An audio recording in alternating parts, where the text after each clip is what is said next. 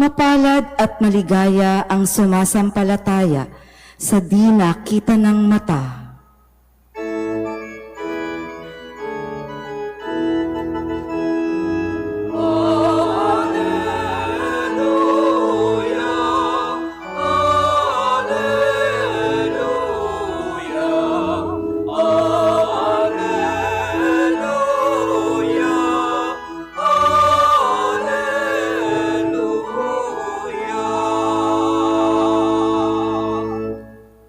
Sumainyo ang Panginoon. At sumayo rin. Ang mabuting balita ng Panginoon ayon kay San Juan. Papuri sa iyo, Panginoon.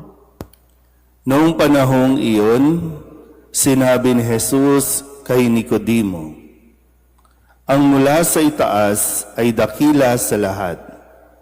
Ang mula sa lupa ay tagalupa at nagsasalita tungkol sa mga bagay sa lupa. Ang mula sa langit ay dakila sa lahat. Pinatototohanan niya ang kanyang nakita at narinig. Ngunit walang maniwala sa kanyang patotoo. Ang naniniwala sa kanyang patotoo ay nagpapatunay na tapat ang Diyos, sapagkat ang sinugo ng Diyos ay nagpapahayag ng mga salita ng Diyos. At walang sukat ang kanyang pagkakaloob ng Espiritu Santo.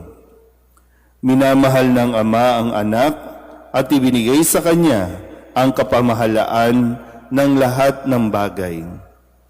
Ang nananalig sa anak ay may buhay na walang hanggan. Ngunit ang hindi tumatalima sa anak, hindi magkakaroon ng buhay. Mananatili sa kanya ang puot ng Diyos. Ang mabuting balita ng Panginoon. Pinupuri ka namin, Panginoong Hesukristo. Isang magandang umaga po sa inyong lahat. Magandang umaga po. Ngayon po ay Huwebes sa ikalawang linggo ng Pasko ng Pagkabuhay. Muli yung ating paglalakbay. Nasa diwa tayo ng Pasko ng Pagkabuhay. At napapatuloy din tayo, halos 4 na araw na ating ebanghelyo ay patungkol sa usapan ni Jesus at ni Nicodemo na nagtungo sa kanya upang maliwanagan sa kanya po mga naiisip tungkol sa mga ipinahayag ng Panginoong Hesukristo. Lalo tigit kapag sinasabi niyang siya ay mula sa taas at magbabalik sa taas. At ang nananalig sa anak ay may buhay na walang hanggan. Sa puntong ito ng ating buhay, ano nga ba ang concern natin? Ano ba, pag tinitingnan ko po kayo ulit sa 6 o'clock ng umaga, ano pa ba ang concern ninyo? Ano bang concern natin madalas? Mga bagay pa rin dito sa lupa, mga bagay tungkol sa kayamanan, pera pa rin ba ang concern natin? Kasi kung ito pa rin ang concern natin, baka nga hindi pa natin lubusang nauunawaan o kaya hindi pa natin lubos na pinaniniwalaan ang mga sinasabi ni Kristo. Naisip na ba natin yung tungkol sa buhay sa kabila? Naisip na ba natin sana, kasi ito naman talaga yung hahantungan natin, yung mga bagay tungkol sa langit. Kapag nag-uusap-usap ba kayo, tungkol ba saan ang pinag-uusapan? Tungkol ba sa politika? Tungkol ba sa kung sino ang papalit? Tungkol ba sa paano hahaba ang buhay mo dito sa mundong ito?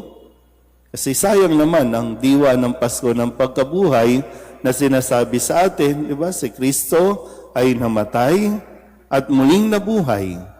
At ganun din yung ating sasapitin, pero hindi ito dapat maging katatakutan, hindi ito dapat na maging aalalahanin natin, Yung bang pinoproblema natin, kundi kagaya nga ng mga apostol sa unang pagbasa, matapos nilang masaksihan ang mga pangyayari, matapos nilang maunawaan ang mga ipinahayag sa kanila ni Jesus nung siya'y nabubuhay pa at nung siya'y magpakita na sa kanila matapos na siya'y mamatay, ngayon ay buong tapang nilang ipinapahayag ang katotohanan kahit may mga pagkakataon sila ay ipinabibilanggo. Ngayon sila ay pinagbabawalan magsalita tungkol kay Kristo, tungkol sa mga pangyayari, pero sadyang sila po ay hindi sa matigas ang ulo, pero sila ay nagiging mas matapang sa usapin ng pananampalataya. Kaya ngayon, babalik ko ulit, tungkol ba saan ang ating pinagdidiskusyonan? Nagiging matapang na ba tayo kapag ang usapin ay tungkol sa pagnanakaw sa bayan? Nakikialam ba tayo? Nagpapahayag ba tayo ng opinyon natin? O ang ipinapahayag natin ay ang katotohanan tungkol sa ipinahayag ni Kristo na mga salita niya? So nasaan po tayo niyan sa punto ng ating buhay?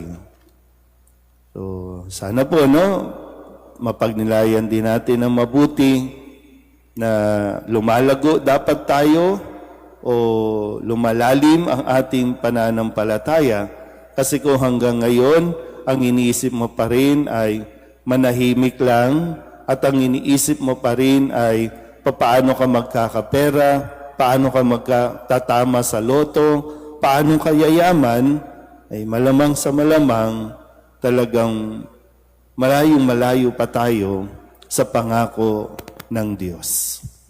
Pero muli, ang pangako ni Jesus at ang kagustuhan ng Diyos na ang lahat ay maligtas at maliligtas tayo sa pamamagitan ni Jesu Kristo. Amen.